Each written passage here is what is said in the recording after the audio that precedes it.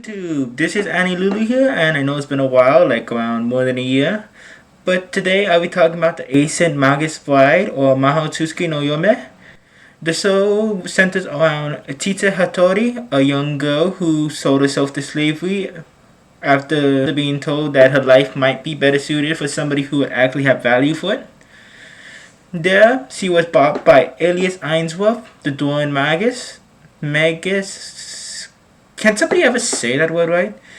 But anyway, he buys her, hoping to use her powers, taking her in as an apprentice and wife. Now, the relationship between these two is weird. Elias Ainsworth and Chise Hatori, the relationship is weird. It is between a wife and a husband towards later in the series, apprentice and teacher.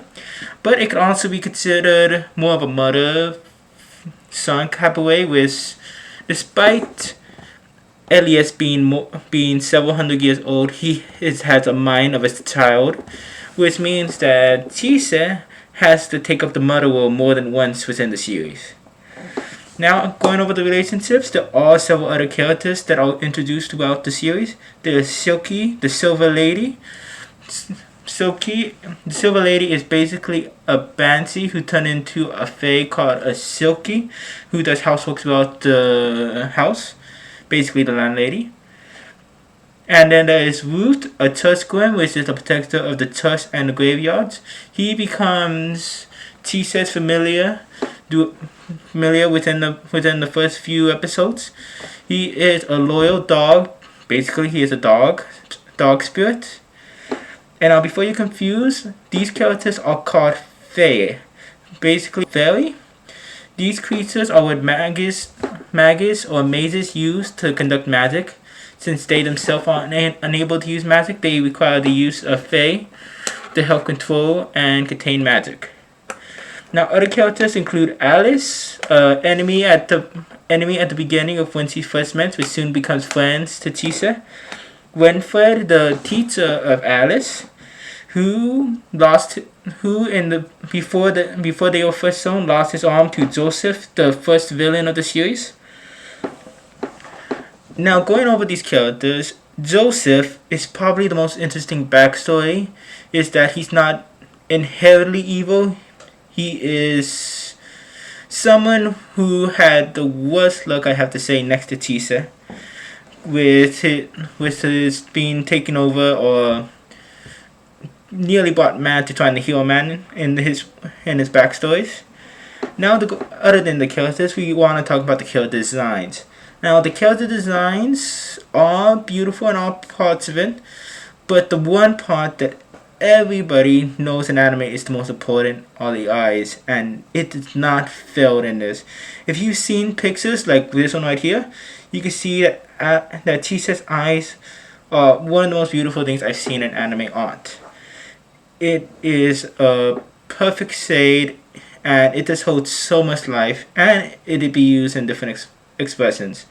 Now, other than the designs you see in most part of shows, there are also the chibi moments. These right here are cute little moments that honestly just get me a laugh every time. Now, other than character designs, we also have background designs. The background is weird. It's what you kind of see in the old types of types more artistic anime style, with it being more of a painting than actual anime. Now, these paintings right here are a bit contrast to the actual anime art style that the characters each have, but it does lead to the characters popping out more often than not. Now, other than backgrounds, we do have music. Music, for me, is the breaking point for anime. If you don't have good music, then I don't know about the anime itself.